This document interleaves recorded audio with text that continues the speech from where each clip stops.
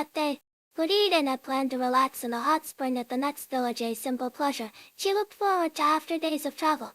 But upon arrival, she found the village abandoned, its famed hot spring long dried up. Only one elderly resident remained.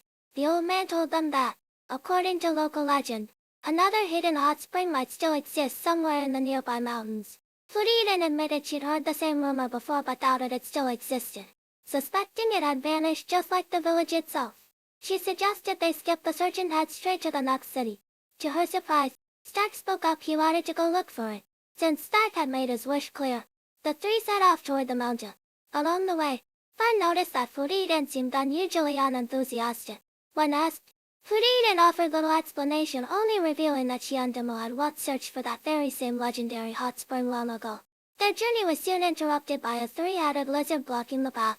As Frieren explained, unless all three heads were severed simultaneously, the creature would regenerate endlessly.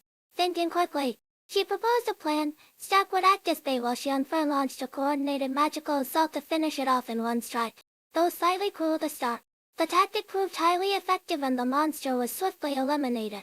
At last, they reached their destination only to discover that the legendary hot spring was nothing more than a shallow pool barely large enough to soak one's feet. Stark wasn't disappointed. In fact, he'd expected as much. He'd heard this exact story from his master, Eisen. Curious, Fern asked why he'd wanted to come if he already knew the truth. Stark replied that Eisen had once described this adventure as a waste of time, yet also called it an irreplaceable, precious memory. And so, Stark wanted to see with his own eyes the very place his master had stood. A few days later, the group finally arrived in the next city, where real hot springs awaited. Frieren was overjoyed, soaking in the warm waters with such contentment that she wished she could stay there forever. Meanwhile, Fern and Stark spent their days lounging idly at the inn. Frieren repeatedly hinted how bored she was, but the oblivious Stark failed to grasp her meaning, much to her frustration. Exasperated, she muttered that he was as dense as a block of wood. Feeling unfairly scolded, Stark decided to get back at her. With mock seriousness, he asked, "If you're so bored, how about we go on a date tomorrow?"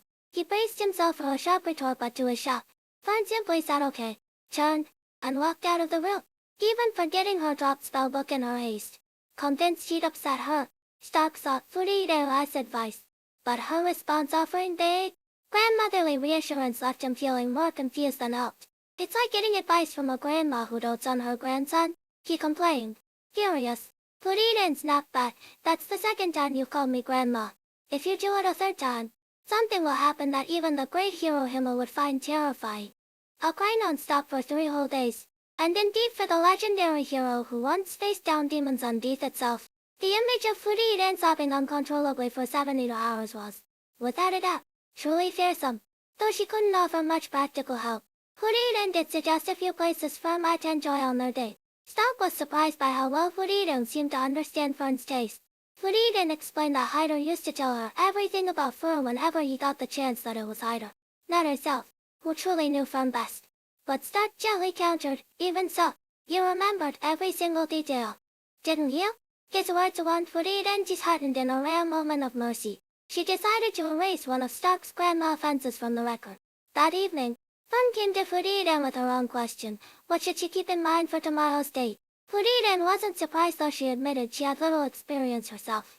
Her only frame of reference was the occasional solo commission she'd undertaken with Himmel, which she half-jokingly called dates.